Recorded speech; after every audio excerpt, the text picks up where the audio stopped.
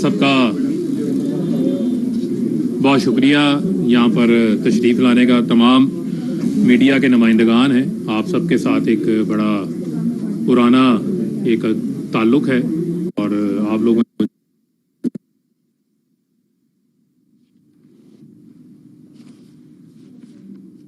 نہیں تھے, اپنی فیملیز کے ساتھ جو ہے وہ رابطے میں نہیں تھے. اور 9 مئی کا جو ایک واقعہ پیش آیا, جو افسوسناک واقعہ تھا, اس واقعے کے بعد ہم سب اپنے اپنے گھروں سے دور تھے اور ہم قانون کا جو ہے وہ سامنا نہیں کر رہے تھے. لیکن ان 5 ماہ کے دوران ایک مسلسل مائنڈ کے اندر, دماغ کے اندر جو ہے وہ ایک سوچ موجود تھی کہ جو پالیٹکس, جو سیاست ہم کر رہے ہیں, کیا اسی پالیٹکس کے لیے میں 2008 میں نے پنجاب یونیورسٹی میں بطور اسٹوڈنٹ رہنما کے طور کے اوپر اپنی سیاسی جدوجہد کا جو ہے وہ آغاز کیا تھا. کیا پاکستان, جس پاکستان کو ہم اس وقت ایک سوچ لے کر آئے تھے کہ اس وقت کے نوجوانوں نے جو ہے وہ ملک بنانے کے لیے قائد اعظم محمد علی جناح کا دماغ کے اندر جو ہے وہ ایک سوچ موجود تھی کہ جو پالیٹکس, جو سیاست ہم کر رہے ہیں, کیا اسی پالیٹکس کے لیے میں 2008 میں نے پنجاب یونیورسٹی میں بطور اسٹوڈنٹ رہنما کے طور کے اوپر اپنی سیاسی جدوجہد کا جو ہے وہ آغاز کیا تھا. کیا پاکستان, جس پاکستان کو ہم اس وقت ایک سوچ لے کر آئے تھے کہ اس وقت کے نوجوانوں نے جو ہے وہ ملک بنانے کے لیے قائد اعظم محمد علی جناح کا ساتھ دیا تھا اور ایک متحرک رول پلے کیا تھا, تو ہم تو پاکستان کو حقیقی معنوں میں قائد اعظم کا پاکستان بنانے کے لیے اپنی جدوجہد کا ہم نے آغاز کیا تھا. تو یہ سوالات مسلسل, ان کے جواب جو ہے وہ میں اپنے آپ سے پوچھ رہا تھا, کیونکہ جو آپ کی سیلف اکاؤنٹیبلٹی ہے, جو آپ کا خود احتسابی کا عمل ہے, وہ بہت ضروری ہوتا ہے. بعض اوقات آپ حالات اور واقعات کے تسلسل میں, جذبات میں آپ اتنا آگے چلے جاتے ہیں کہ آپ جو ہے وہ حقیقت سے بہت دور چلے جاتے ہیں. اور میں بھی اسی مرحلے کے اندر, اسی جو ہے وہ تذبذب کا شکار تھا. تو میں نے یہ اپنا ایک ٹائم ٹیک اپ کیا تاکہ میں اپنا ایک فیصلہ کر سکوں. اس میں میری بہت سارے ایسے کچھ روحانی لوگ ہیں, انہوں نے بھی میری مدد کی. کچھ میرے مخلص دوست ہیں, انہوں نے بھی اس میں مجھے اس نتیجے پہ پہنچنے پہ میری جو ہے وہ مدد کی. یہ کوئی ہماری کوئی ایسی جنگ نہیں ہے, یہ کوئی کفر اور اسلام کی جنگ نہیں ہے, بلکہ ہم اپنے ہی ملک کے اندر جو ہماری ایک ڈیموکریٹک جمہوری جو ہماری سٹرگل ہونی چاہیے, اس سٹرگل سے ہٹ کے ہم ملک کو وائلنس کی سطح کے اوپر لے آئے. اور جو ہمارا مقصد تھا کہ ملک کو ہم نے قائد اعظم کا پاکستان بنانا ہے, وہ قائد اعظم کے پاکستان سے ہم دور ہٹ گئے. اور میں اس پہ بھی آؤں گا کہ اس کی کیا وجوہات تھی, کیا ریزنس تھی. مثلا 9 اپریل کو 2022 کو ووٹ آف نو کانفیڈنس ہو جاتا ہے. ووٹ آف نو کانفیڈنس ہوا, سیاسی گیمکس ہوتی ہیں, سیاست کے اندر گیمکس ہوتی ہیں. عمران خان صاحب نے بھی کی ہیں, اگر کسی اور نے بھی کی ہیں, تو انہوں نے نو کانفیڈنس ہوا آئینی طریقے سے. آئین میں موجود ہے کہ آپ کے پاس اگر اکثریت نہیں ہے تو آپ ووٹ آف نو کانفیڈنس سے آپ کو ہٹا دیا جائے گا. لیکن اس ووٹ آف نو کانفیڈنس کے بعد نہ ہمیں چین سے بیٹھنے دیا گیا جو پارٹی کے عہدیداران تھے, نہ پارٹی کے ورکروں کو, نہ ہی جو پاکستان کی عوام ہے. یعنی کہ ایک جو میرے مطابق, میری سوچ کے مطابق ایک ڈیموکریٹک سٹرگل ہونی چاہیے تھی کہ ٹھیک ہے, آپ کو اگر 3.5 سال موقع ملا, آپ ہٹ گئے ہیں, آپ آئینی طریقے سے ہٹے ہیں, آپ انتظار کریں, آپ انتخابات کا انتظار کریں. انتخابات آئیں گے, آپ کو موقع مل جائے گا.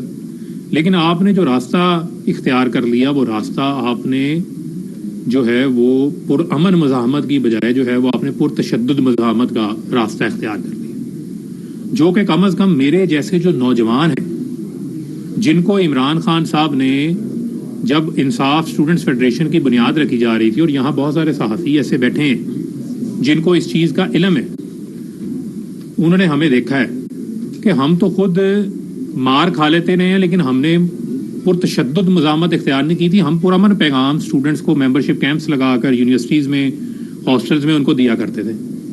یعنی کہ مجھے خود پتا ہے کہ ہم نے 24 گھنٹے 48 گھنٹے ہم لوگ اتنا دیوانہ آور کام کرتے تھے کہ ہم نے کھانا نہیں کھاتے تھے. ہم 40 دن 50 روز میں فیصل آباد اپنے گھر نہیں جاتا تھا، اپنی فیملی سے میری ملاقات ہوتی تھی. اتنا جنون کے تحت ہم کام کر رہے ہوتے تھے. ہم تو 2008 میں اس وقت کام کر رہے تھے جب لوگ ہم سے پوچھتے تھے کہ پی ٹی آئی ہے کیا، آپ سے ممبرشپ لیں گے تو اس ممبرشپ کا ہمیں کیا فائدہ ہوگا. ہم نے دنوں میں یونیورسٹیز میں کام کرنا، رات کو جا کے لاہور کے ہاسٹلز کے اندر ڈور نوکنگ کر کے اسٹوڈنٹس کو ممبر بنانا، ان کو کنونس کرنا. لیکن اس وقت ہمارا پیغام کیا تھا؟ ہمارا پیغام تھا قائد اعظم کا پاکستان. ہمارا جو پیغام تھا وہ پیغام تھا نان وائلنٹ. جو پی ٹی آئی ہے، جو انصاف اسٹوڈنٹس فیڈریشن ہے، وہ نان وائلنٹ تحریک ہے. ایک F I R I S F کے اوپر نہیں ہے کوئی، کیونکہ ہم نے کبھی کوئی پرتشدد کارروائی کا حصہ ہی نہیں لیا تھا. لیکن وہ سٹرگل اگر آپ دیکھیں، اور اس کے بعد یہ 9 اپریل کے بعد کیا جو آگے کا مرحلہ ہے، اس مرحلے میں آپ نے لوگوں کو کیا پیغام دیا کہ آپ سڑکوں پہ نکلیں، آپ روڈز بلاک کریں، آپ مزاحمت کریں، آپ وائلنس کریں. اور اس وائلنس کے نتیجے میں ایک مسلسل مائنڈ سیٹ، ایک پیغام دیا جاتا رہا، جہاں پر جو انوسینٹ لوگ تھے وہ کلٹ فالوئنگ کے اندر ان کے مائنڈز کو جو ہے وہ ان کو ہائی جیک کیا گیا، اور ان کے دماغ میں مسلسل جو ہے وہ ایک جذبات بھڑکائے جاتے رہے کہ پتہ نہیں جو پاکستان کے ادارے ہیں وہ آپ کے خلاف کام کر رہے ہیں، وہ آپ کو پتہ نہیں پالیٹکس جو ہے وہ نہیں جو ہے وہ کرنے دینا چاہتے. مسلسل ایک نفرت کا جو پیغام تھا وہ بیج بویا جاتا رہا. جو وہ بات کرتے ہیں پروپیگنڈے کی، جو فتنے کی بات کرتے ہیں، وہ اصل فتنہ کیا ہے؟ وہ یہی ہے کہ آپ لوگوں کا 24 گھنٹے آپ ٹی وی پہ بیٹھ کے پیچھے پاکستان کا پرچم پڑا ہے. آپ لوگوں کو پاکستان کے اندر نوابزادہ نصر اللہ خان نے بھی تو پالیٹکس کی ہے نا. پاکستان کے اندر جو ہے بہت سارے لوگوں نے صبر کے ساتھ اپنے وقت کا، اپنی باری کا انتظار کیا ہے.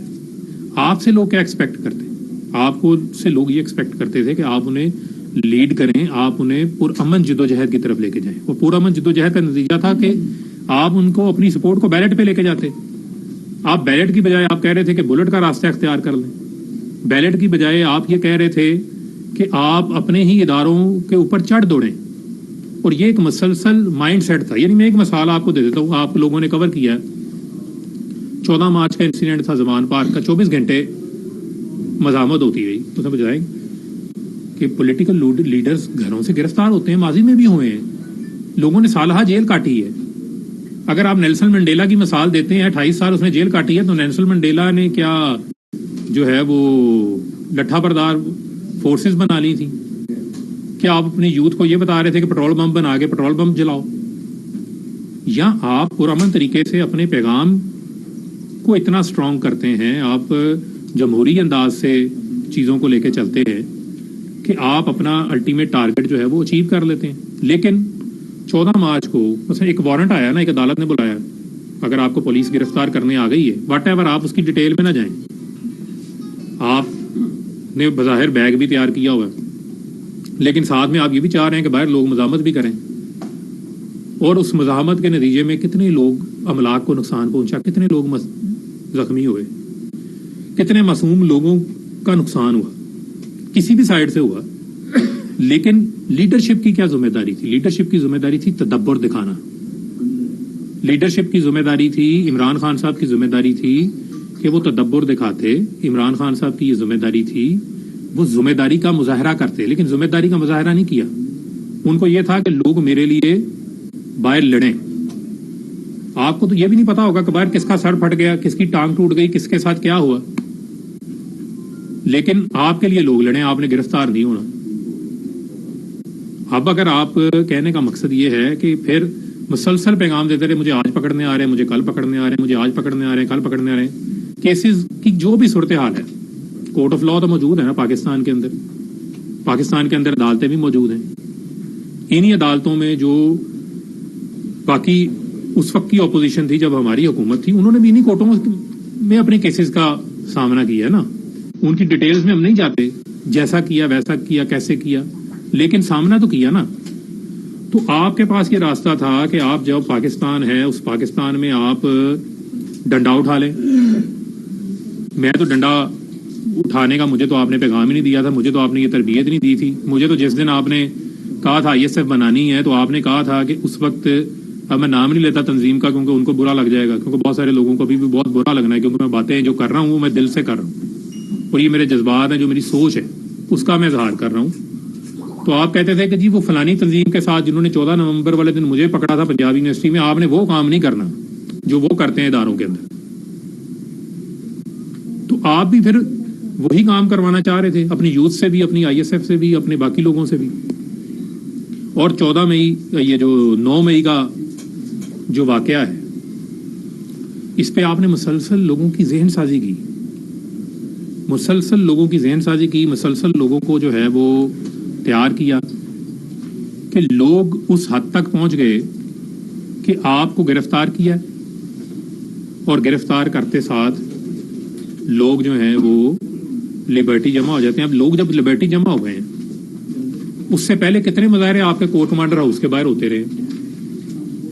میرا یہ سوال ہے کہ اس سے پہلے آپ کے کتنے مظاہرے کور کمانڈر ہاؤس کے باہر ہوئے؟ اس سے پہلے آپ کے کتنے مظاہرے کینٹ کے اندر ہوئے؟ کتنے مظاہرے آپ کے فوجی املاک کے سامنے ہوئے؟ لیکن اس دن چند لوگوں کو کیا خاص ہدایات تھی جن کا ہمیں نہیں پتا تھا. یعنی میرے لیے ان ایکسپیکٹڈ تھا. میں لاہور میں تھا، میری اس وقت طبیعت خراب تھی. جب گرفتاری ہوئی مجھے میری وائف نے مجھے بتایا کہ خان صاحب گرفتار ہو گئے. میں اس وقت سویا ہوا تھا دوائی کھا کے. میں اس دن ان کے ساتھ اسلام آباد بھی نہیں گیا، عموماً میں ساتھ جاتا تھا پیشیوں میں ان کے ساتھ. اس نے مجھے اطلاع دی، اور جب میں نے یہ دیکھا یہ حالات اس سطح کے اوپر کشیدہ ہو گئے، میں کسی بھی جگہ پہ نہیں گیا. میں ایون فیصل آباد بھی نہیں گیا. میرے حلقے میں اس وقت D ٹائپ پل کے اوپر احتجاج ہو رہا تھا، ٹھیک ہے، میرے حلقے کے لوگ وہاں پر جمع تھے، باقی جگہوں پہ ہو رہا تھا، لیکن میں کسی جگہ کے اوپر احتجاج میں نہیں گیا.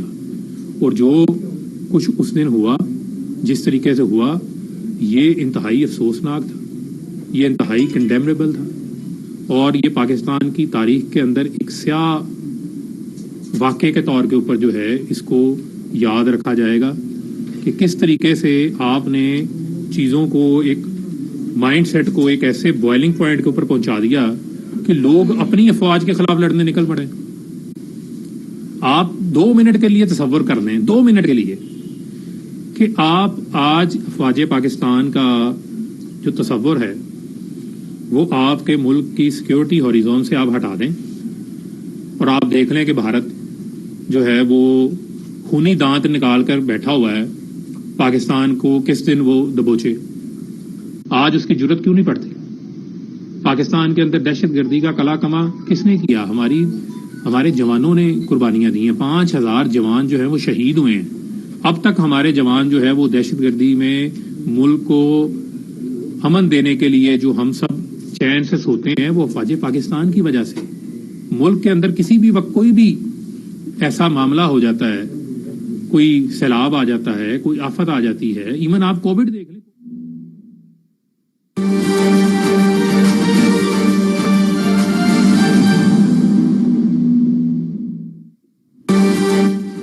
ناظرین، نگراں